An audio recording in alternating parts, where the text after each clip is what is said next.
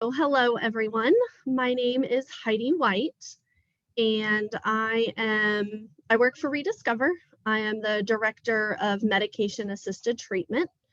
I'm primarily over our opioid treatment programs, but then I also help within our other 4 programs that offer medication assisted treatment. And recently, I have also been in charge of a SAMHSA grant working to expand our peer support services. So it's actually something really exciting. Rediscover is trying to form a whole peer department with the help of this grant is the foundation. So we're kind of adventuring into new territory, but it's very exciting, and there's going to be so much benefit to the people that we serve in the community. I do have a little disclaimer. This is my first virtual presentation I've ever done. And I'm very much a people person. Like, I need to have that interaction. I like to see faces. So please don't hesitate to ask questions. I am not an experienced presenter. I do this because I'm passionate about it. I do this because this is what I do every day. I want to educate people. I want to save lives. I want the community to come together. Just a little bit about my background. So I'm an LPC, so a licensed professional counselor by trade. I'm from Denver, so I am a Broncos fan, but your Chiefs are doing very well. When I moved to Kansas City about 8 years ago, I was looking for a job as a counselor. And I said, I am willing to do everything or anything, but I don't want to get into substance use. I had my own, it was in my family. It was, very, very close to me, and I wanted nothing to do with it. But life has a funny way of working, and that was the only job that I could get. And it turns out all of my connections and experience makes me really good at what I do and helps me to connect to those people that I work with. And the passion is there to bring families back together, to try to support people in making their lives what they want them to look like. And so I'm actually very, very grateful that I discovered this passion within me. So yeah, that's just a little bit about me. And then we will get started. So these things are always kind of different. You never really know the knowledge that the group has that I'm presenting to. So some of it is very, very basic. I'm going to talk about what qualifies as a substance use disorder, how that works in the brain, and then we're going to get into harm reduction and what that looks like, as well as Narcan education and overdose prevention and how to address a situation that there's a potential overdose. So that's kind of the layout of what we're doing today. Yes, I see the chat. I'm actually, I was not going for Peyton. I think he's a lot of money, but hopefully he can help my team because the Broncos need some serious help. John, would you go to the next screen for me, please? So substance use disorders are commonly known as addictions out in the community. But clinically, we want to refer to them as a substance use disorder. It is a complex disease of the brain and body that involves compulsive use of one or more substances, despite serious health and social consequences. Addiction disrupts regions of the brain that are responsible for reward, motivation, learning, judgment, and memory. So anytime a substance is introduced into your body, it's going to change that chemistry. John, could you do the next one? So this slide has a lot of words on it. I really think it's important to have that information. And so I kept it on there, but I like to give my own explanation of how substance use disorders kind of work in the brain. So I'm sure everybody on here has some sort of vice, whether it's caffeine or sugar, some sort of substance that they like more than they should. So what I equate it to is I like caffeine and I like sugar. So when I see a cookie or when I start thinking about a cookie, it's like a whisper in the back of my brain. So like, oh, a cookie sounds good. Ooh, I'm really kind of hungry. Ooh, I want a snack. But for somebody who has a substance use disorder, it is like someone screaming into like a blowhorn 24/7, and they can't think of anything else. That is all that they can hear. That's all that they can focus on. And until they are able to get that substance, everything else kind of goes out the window. And so I worked in a women and children program for a long time, and I would hear very frequently, well, they like their substance more than they love their kids. And that just breaks my heart to hear, because that is the opposite of the reality. So a severe substance use disorder, it takes away and impacts everything that we need for daily survival. So if you think about the things that we need, such as food, water, shelter, sex, substance use takes over all of those priorities. And so if someone's not even able to take care of their daily needs, they aren't able to take care of somebody else and to think how their actions are potentially hurting someone else. Substance use has nothing to do with how much they may love someone else. And so that's something that I've worked really hard to educate the families of people who have substance use disorders on. Nobody wants to choose that substance over their family, over a loved one. It's just very, very tragic. Okay, next slide, John. So what qualifies a substance use disorder? So the DSM-5 has 11 different criteria that we look at. Number one is using more of a substance than intended, or using it for longer than you're meant to. Number two, trying to cut down or stop using and being unable to. Experiencing intense cravings or urges, needing more of the substance to get the desired effect, so their tolerance has gone up. Developing withdrawal symptoms when you don't have that substance. Spending more time getting and using and then recovering from the substance. Neglecting responsibilities. Continuing to use even when it causes relationship problems. Giving up important or desirable social and recreational activities. Using the substances in risky settings. And then continuing to use despite the substance causing problems to your physical and mental health. So if somebody has one of these criteria, we just say, hey, it's kind of like a yellow flag, like be careful, this may develop into something more severe. John, could you get the next slide, please? So a mild substance use disorder is if people meet 2 or 3 of those criteria, and then a moderate is 4 to 5, and severe is 6 or more. So I'm on the treatment side, so the majority of our clients that we treat have a severe substance use disorder. Occasionally we'll get some moderate, but it's pretty rare that I see like a mild substance use disorder, but it's possible. Those people who just want to get help before it gets more severe. So we'll definitely still help those. Okay, next slide. So relapse, the more appropriate term so I also like to educate on common language and then better language that we're trying to use.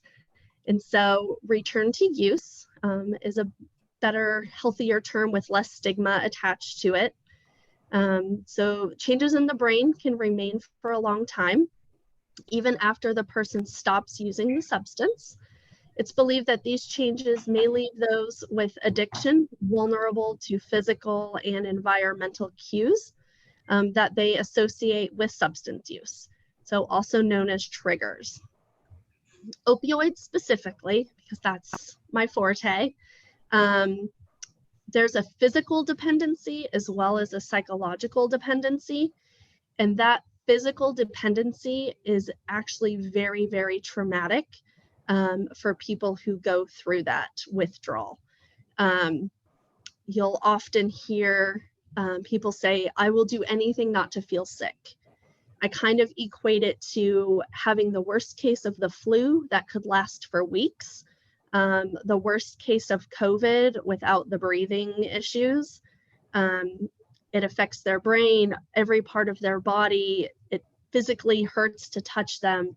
And experiencing that every day or several times a week is just very, very traumatic, which is why medication-assisted treatment is really, really important to continue for those people so they don't have to fear that. Next slide, please, John. Thank you.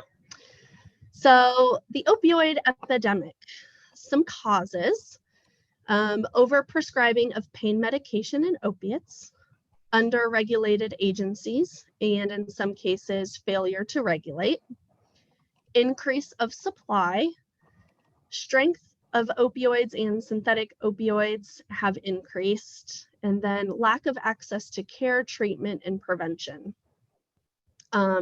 Just a little tidbit that I recently learned from one of our DEA friends is fentanyl is kind of it's a different game changer, because typically with substances, it's the demand that increases the supply. However, the supply of fentanyl is really driving the demand. So they're flooding our communities and then increasing the demand for it. So it's kind of backwards with fentanyl of how most substance epidemics have worked in the past. So I just thought that was kind of an interesting way to look at that. Next slide, please. So now let's get into harm reduction.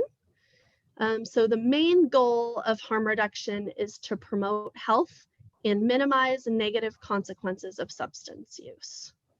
And then I'll kind of get into the foundation principles of harm reduction. Next slide, please.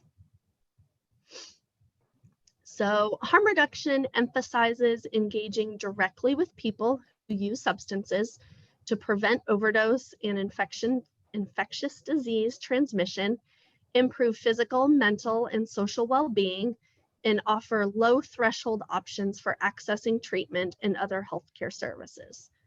Harm reduction is an important part of the Biden-Harris administration's comprehensive approach to address substance use disorders through prevention, treatment, and recovery.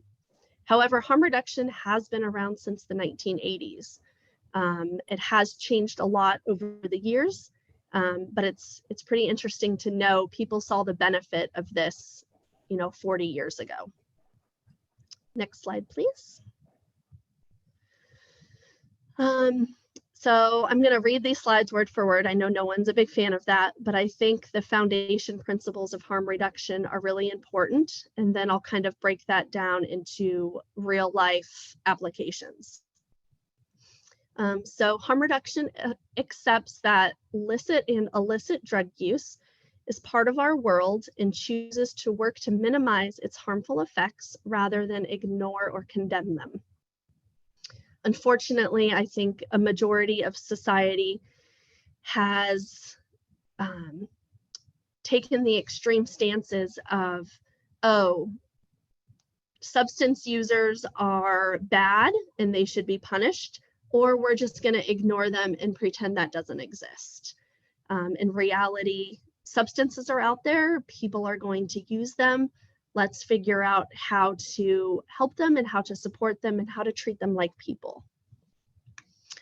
So the second foundation is that harm reduction understands drug use as a complex, multifaceted phenomenon that encompasses a continuum of behaviors from severe use to total abstinence, and acknowledges that some ways of using drugs are clearly safer than others.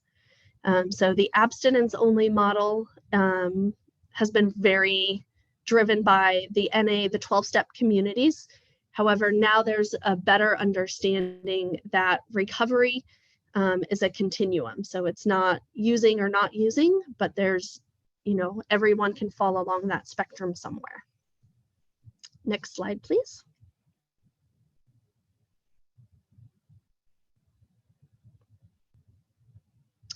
Harm reduction establishes quality of individual and community life and well-being, not necessarily cessation of all drug use, and the criteria for successful interventions and policies. So again, it's not about stopping all of the use all at once, or even stopping the use for a certain individual. That may not be their goal, and that's okay.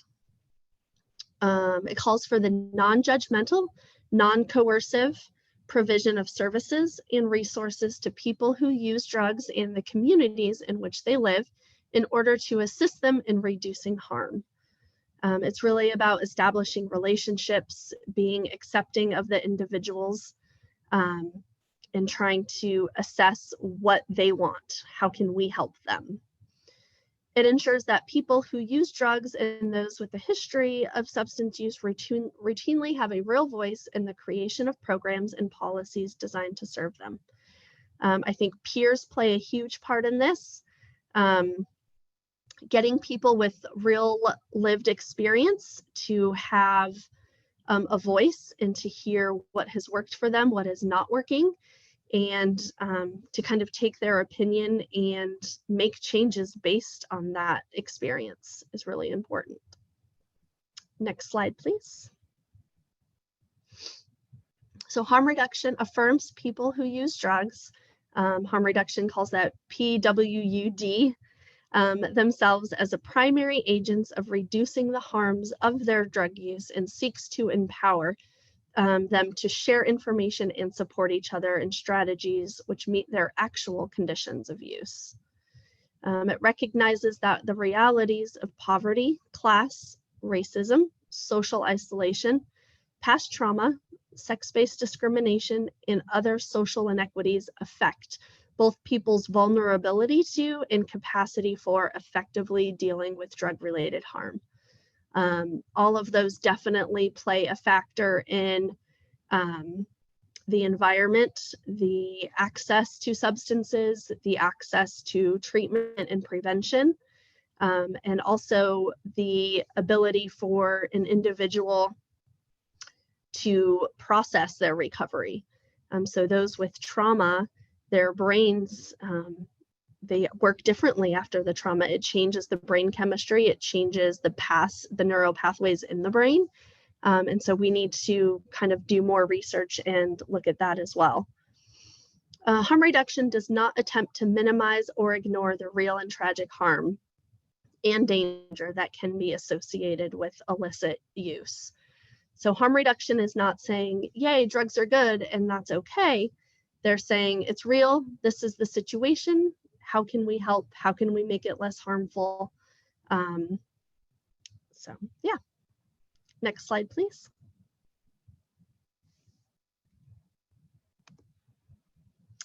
So I kind of took the harm reduction principles and how I apply them to my own life and how I practice. One of the main goals, of course, is to reduce deaths. I don't think reducing deaths it shouldn't be the only goal. It shouldn't be life or death, because there's so many people who need better care before they get to that point. But it is obviously very, very important. We need to show more compassion and humility and non-judgmental views for those who want help, and for those who are very comfortable living their lives the way that they currently are. We do want to promote a philosophy of hope and healing. I think hope is such a strong word. And every single day, I see individuals walk into our clinics who have zero hope. So we have hope for them until they can have hope for themselves. And usually it doesn't take very long for them to start to have a little bit of hope with some support and acceptance. We use peers and those with lived experience to help support. We connect individuals to education, counseling referrals to inpatient, outpatient, and detox treatments, as well as mental health treatment.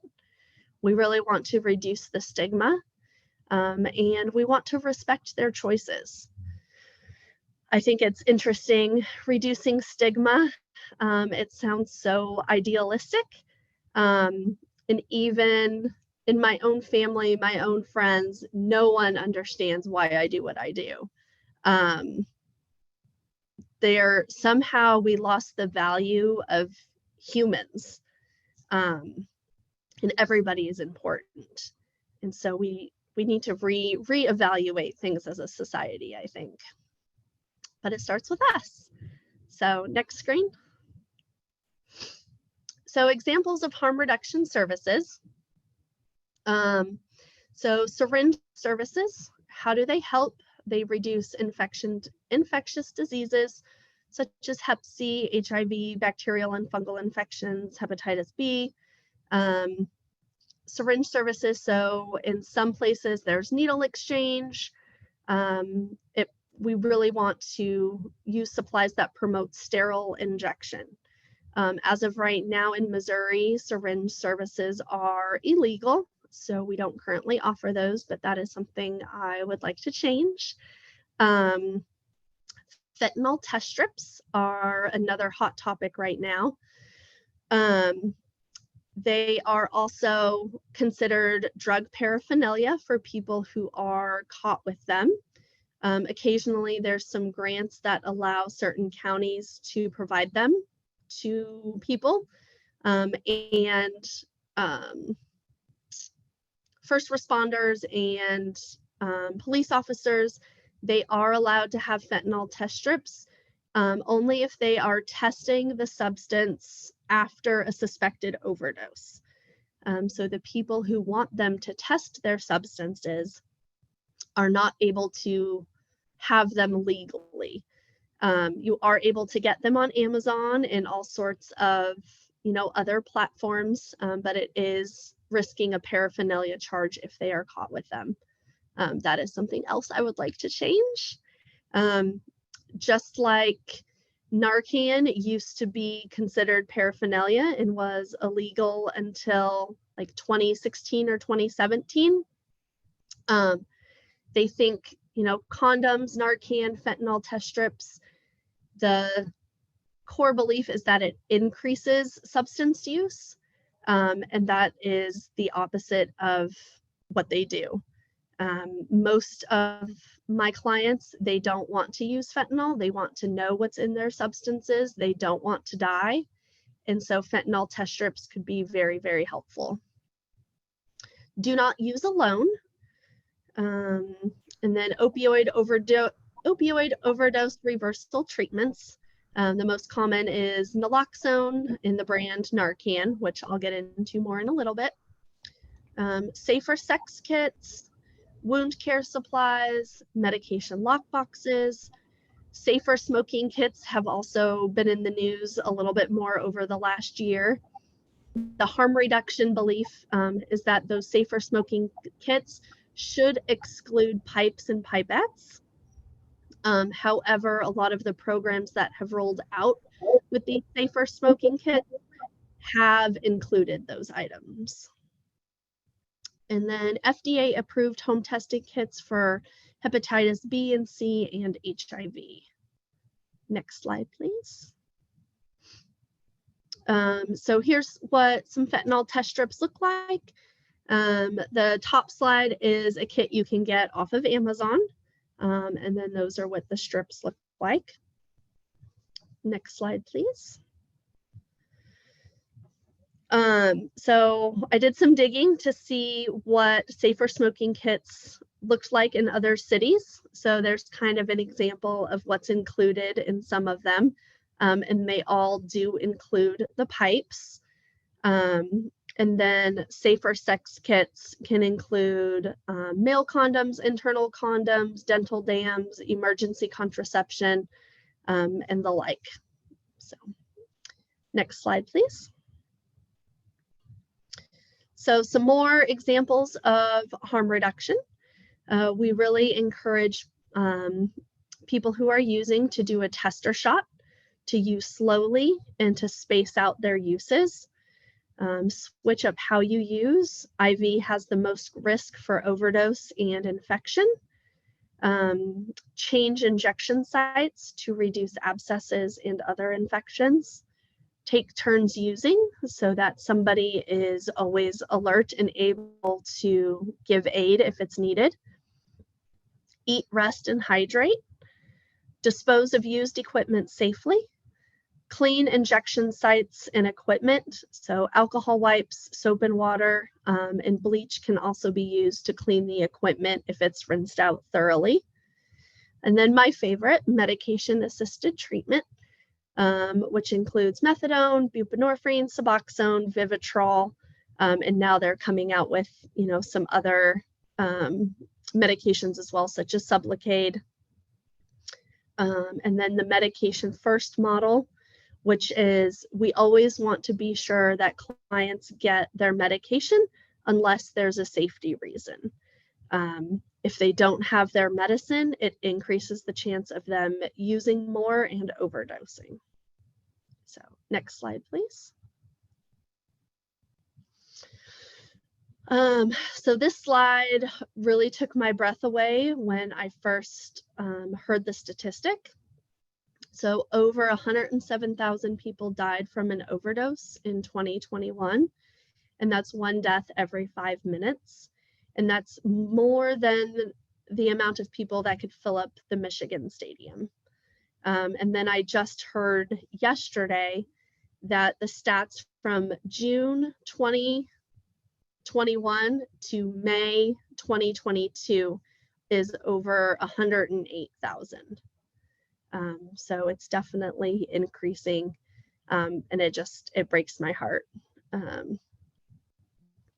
I think it's so unnecessary.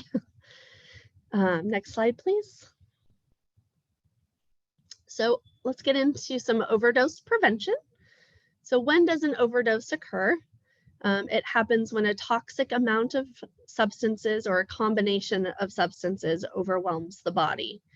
It can also be known as a poisoning, especially if it's unintentional. So that's another term that's sometimes used. Any substance can cause an overdose. And then when are overdoses most likely to occur? After a period of non-use, which includes when people are released from incarceration. If they were in inpatient treatment and they get out, if they had a period of sobriety and not using, those greatly increase their risk for overdose. A mixture of substances, taking more than your tolerance, using a stronger substance than you intended, and not knowing what you are taking, which is very, very common these days since fentanyl specifically is being put in marijuana, cocaine, meth, it's everywhere. And people they're not aware of that. Next slide, please. So some signs of an opioid overdose. So I'm going to go through some different types of overdoses, just because I think it's so important for everyone just to have some common knowledge so you may be able to identify what's going on. But with an opioid overdose, breathing slows or stops, lips and fingers turn blue, unconsciousness, coma, or death. And this next one, it sounds terrible, and it is terrible, but it's one of the biggest signs specifically for opioids. There's a choking and gurgling sound that can happen in the throat, and sometimes it can sound like snoring. constricted or pinpoint pupils, unresponsive to loud or painful stimuli. So if you suspect that somebody may be going through an overdose, we like to yell, we like to clap, like really close to their face. And if you still aren't getting a response, it's recommended that you take your knuckles and you rub it really hard across their chin or across their chest, and see if you can get a response that way. Faint heartbeat, limp arms and legs, and sometimes there's vomiting. Not like alcohol, but occasionally there's vomiting. Next slide, please. Signs of an alcohol overdose. Marked mental confusion or stupor, difficulty remaining conscious, or they could be completely unconscious, lack of responsiveness or being unable to be roused or woken up, seizures, vomiting is very common, slowed or irregular breathing, heart rate that slows or stops, a very low body temperature, and then pale or blue tinged or clammy skin. Next slide. So here's another one of my little soapboxes. I think benzodiazepines, as well as amphetamines, are going to be the next wave of an epidemic with substance use. I think they are overprescribed and underregulated. And we see benzo substance use disorders all the time. Xanax and Klonopin are the most commonly abused and very addictive benzos that are prescribed. So that's my soapbox. Just be careful with them. It's profoundly, a sign would be profoundly impaired mental status, marked confusion, slurred speech, slowed labor breathing or respiratory arrest, and coma. It can also look on the outside very similar to being under the influence of opioids, because they'll kind of be nodding, their eyes kind of close, sometimes they kind of sway. But benzos and opioids mixed together are very, very dangerous. Next slide, please. Something popped up. Okay, so signs of stimulant overdose. So it's kind of the opposite. So benzodiazepines and opiates are depressants. So meth and cocaine would fall into this category. Dangerously increased body temperature, hyperventilation or rapid breathing, rapid or irregular heartbeat, very high blood pressure, devastating cardiovascular events, panic, hallucinations, paranoia, and other features of psychosis, aggressive behavior, and seizures and convulsions. Next slide, please. Okay, so before we get into naloxone, I do want to look at the chat and see if anybody has some questions. I'm kind of helping you answer chat as we go along. Okay. Thank you. Mm-hmm. Yes, Gina, I am very, very sorry about your loss. There are no words. Does anybody, looks like those pill shapes. Yes, so Becky chatted, it looks like those pill shapes could easily be pressed and laced with fentanyl as well. Absolutely. So it is very common. People are buying new pill presses and they are creating their own pills that they are selling as brand name things. So very scary. Yes, so resources for family members I will have at the end of the slide, as well as resources to get some naloxone, but most definitely. And I will give everybody my contact information after this. And so if you need specific resources in your area, because I don't know where everyone is, I would be happy to help you get connected as well. So naloxone, it is safe. Anyone can use it. I think there's a lot of fear, and rightly so, anytime you are giving someone a medication. We don't want to be responsible. We don't know how to use it. So I am hoping to clear up any fears and any doubts about any hesitations for you not to use this. So anyone can use it. It comes in a nasal spray or injection. It can cause precipitated withdrawal. And so what that means is immediate severe withdrawal symptoms. I always like to give people warnings that after you administer naloxone, whoever you administered it to will probably not be very happy with you in that moment for saving their life. I've heard paramedics say people immediately wake up and they're roused and they start, taking swings at the paramedic. It's very uncomfortable for them, but later they realize you saved their life. So I just like to give that warning that they may not like it. There are no harmful effects if there are no opioids in their system. So you're not going to hurt someone if it turns out they're not having an overdose related to opioids. How it works is naloxone is an opioid receptor antagonist, meaning it binds to opioid receptors and reverses or blocks the effects of other opioids. And our goal is that it restores normal breathing. Next slide, please.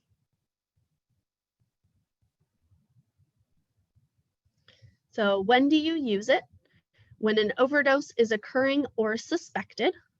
How much do you use? It varies. So you always want to start with one dose. So I have a typical box here. Where's my camera?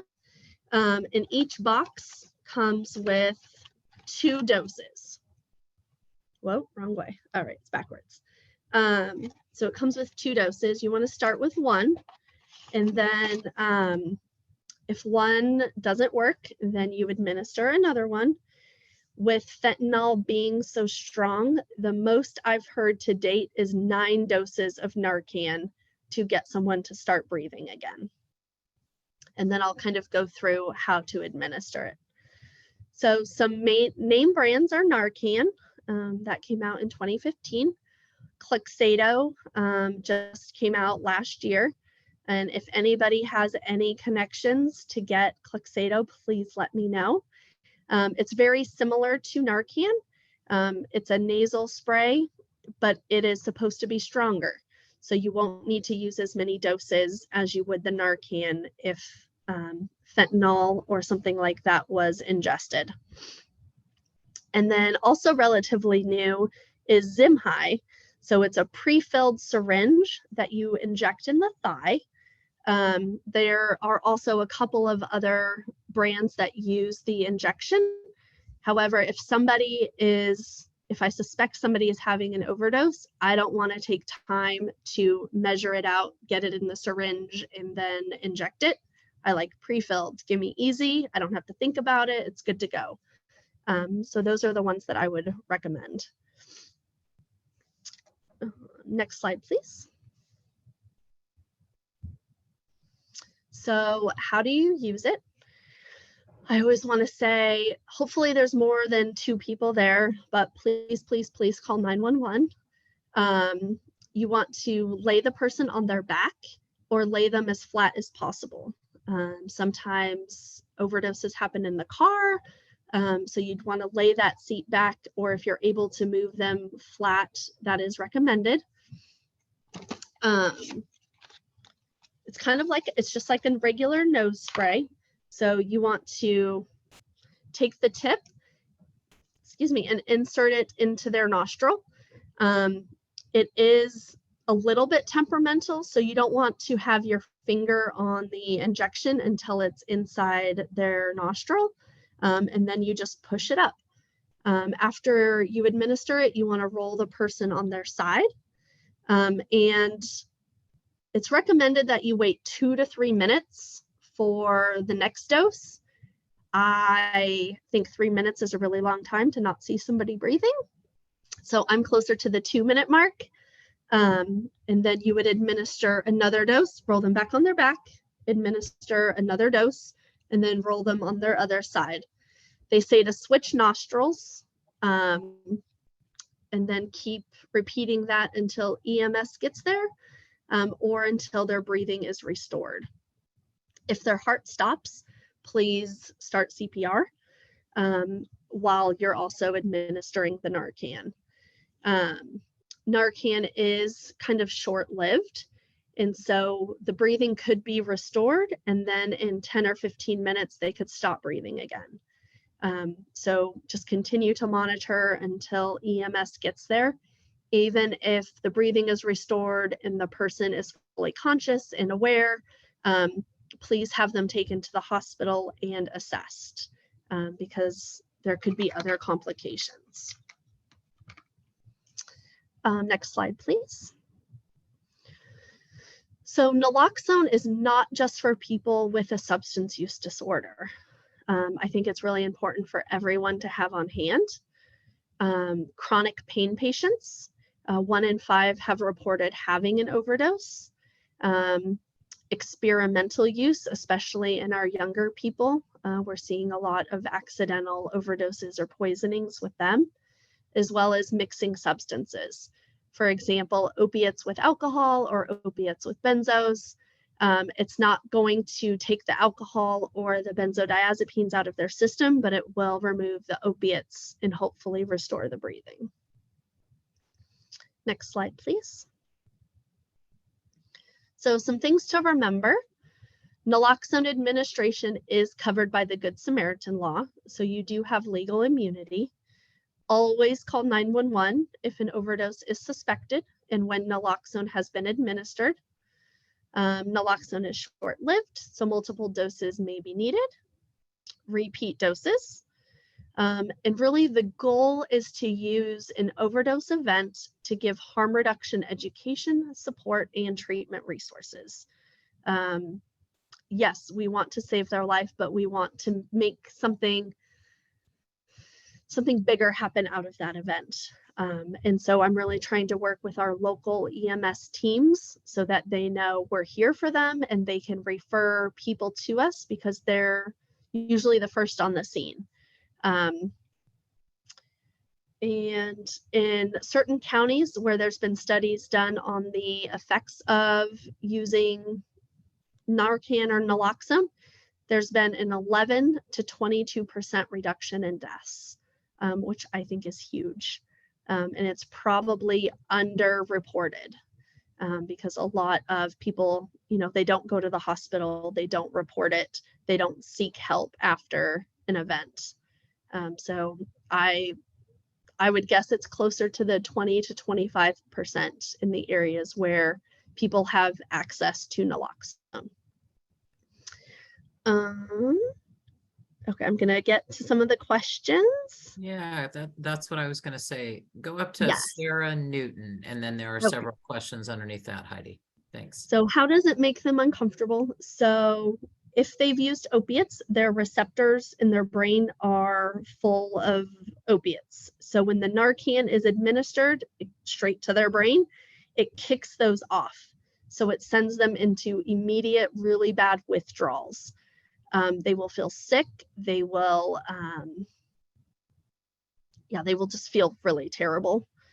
What is it doing to them physically? So some withdrawal symptoms include like immediate body aches, like you can't move your body, runny nose. I mean, there's more mild symptoms too, but it's like you get the flu and it comes on immediately. I don't really know how to explain it. It hurts to physically touch their skin. They get stomach issues, so diarrhea or constipation, hot sweats, cold sweats. But really it's the body aches that hurt them the most. That's immediate after the naloxone is given. Does it have a short shelf life? No. So usually the naloxone that's available for distribution usually has 2 years or so, 2 to 3 years before it expires. So it lasts a while, which is very nice. You do have to be careful of the temperature. So what I have our case managers and people out in the community do In the summertime, we have like an insulated bag that has an ice pack in there to keep it cooler. And then in the winter time, I know of some people getting the big, like the big insulated water bottles and keeping it in there, like the wide tops, just so the temperature doesn't get to it. But I always say anything is better than nothing. So if it is expired, go ahead and use it anyway, if it's all you have. And if it's been exposed to drastic temperatures and there's an emergency, use it anyway. Better to do something than not give it a chance. Does someone need to be not breathing to receive naloxone? No. So if any suspected overdose is occurring, so if someone is just starting to go into that, you can administer that. Seizures, I would definitely, have 911 on the call. I don't want to give medical advice. That's a little bit outside my scope. But I would definitely see what they are recommending you do if some of those other things are happening. There's 2 doses in a kit.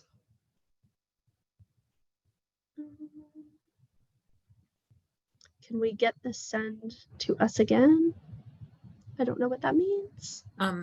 So Dwight, I don't know if you want to come off of mute. Are you asking about receiving the slides or perhaps the recording of this to be able to share it?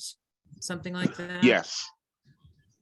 Could you please send me a copy of this? I missed about 15 minutes of it. So John, is that a possibility? John's kind of with Heidi's consent, yes. Heidi, Yes. are you okay with that? Yes, Heidi absolutely. kindly agreed to let us record this and have her slides available. So sounds like we can send that out. Thank you so much. Yeah, and thank you for all the questions. Next slide, please, John. So where can you get Narcan? Pharmacies. Medicaid covers it. You can get it from a prescription from a prescriber. And then most pharmacies also have a standing order. If you were to pay just full self-pay rate, they are about $120 a box, so pretty expensive. And then there are distribution sites. Unfortunately, I only did the Kansas City area, but I'll give you the website in our resource slide to look for distribution sites near you. And if you have any questions, you can contact me as well. I am one of the distributors for the Kansas City area. So if you are in the Kansas City area, please feel free to contact me. And then next slide, please. So recovery support, because I think treatment and recovery are it's crucial to the growth of helping somebody in their recovery. Some treatment options: detox, inpatient and outpatient, medication-assisted treatment, transitional living, and peers. And then there's lots of community support, 12-step groups, smart recovery, transitional living, some are called sober houses still, peers, church support, or spiritual support is available in a lot of areas as well. Next slide, please. So now what? What can you do? Use what you know and have learned to pass on to those you love and care about. Get involved politically or within local organizations. I really encourage you to continue to educate yourself and to challenge your own beliefs. Even me doing this for so long and being surrounded by it every single day, there's still things that I have to recognize and grow from as well. So it's a never-ending, it's a changing process. And then please, please, please offer support and encouragement to those struggling. I will be the first to say in my own journey that I had to recognize some people, I am not the person to help them. But I know how to get them help, and I can still support and encourage them. Boundaries are just as important for those supporting as it is for those who have a substance use disorder. So please take care of yourself. And there are lots of support options out there for everybody. Okay, please include me in the Kansas as well as Missouri info. Yep, I can get that for you guys as well. Is there a specific approach you use with people who are in denial about their own risk of using? Specifically regarding suggesting having Narcan or interventions available. So motivational interviewing is huge with people in the beginning phases of recognizing there may be an issue. Peers are very, very helpful to just kind of walk beside them as they are trying to figure it out. I would say it is very, very rare that I have someone turn down Narcan. A lot of times people will tell me, oh, I already have too much of that, because they get it everywhere, which is awesome. I love to hear that response. But just encouraging, hey, it's just in case. It may not even be for you, but maybe for a friend, maybe for a loved one, maybe for a kid. And so I kind of take the focus off of them and use it for how they could potentially help someone else.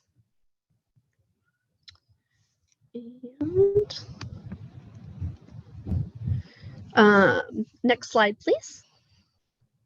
So here are some resources. So I'm a huge fan, and again, these are Missouri-based, of MORE, Missouri Overdose Rescue and Education, No Mo Des, Missouri Narcan Distribution List, Mo Hope Project, SAMHSA, of course. We encourage our clients to also use Never Use Alone.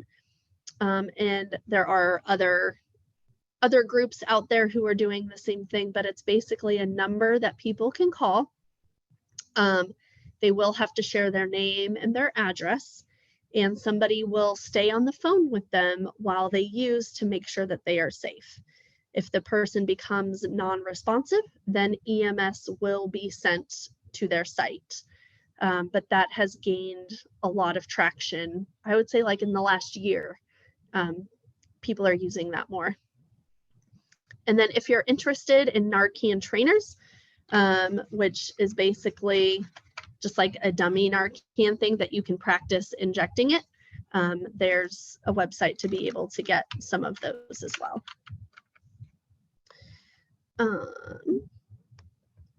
I would say Narcan could be considered an antidote. I did learn in the last couple of months that they are working on a vaccine for opioid use. Part of that makes me a little nervous, but I'm intrigued. I'd like to see the studies that they're doing on that. And yes, people are covered by the Good Samaritan law when giving Narcan. I don't know if I have a next slide. Do I have a next slide?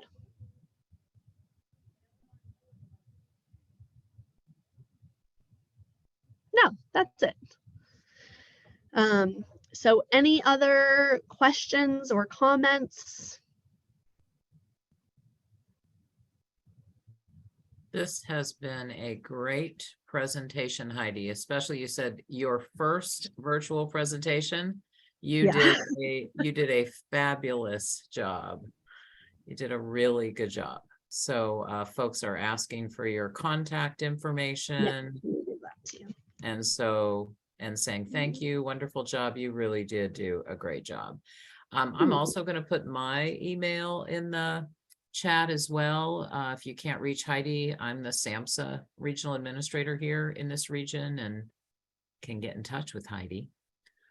Just really, really appreciate you. This has been wonderful. And really appreciate all of you engaging and having questions and just being here with us for so long. It looks like the majority of folks have stayed for the whole session. So that's awesome. Thank you all for coming.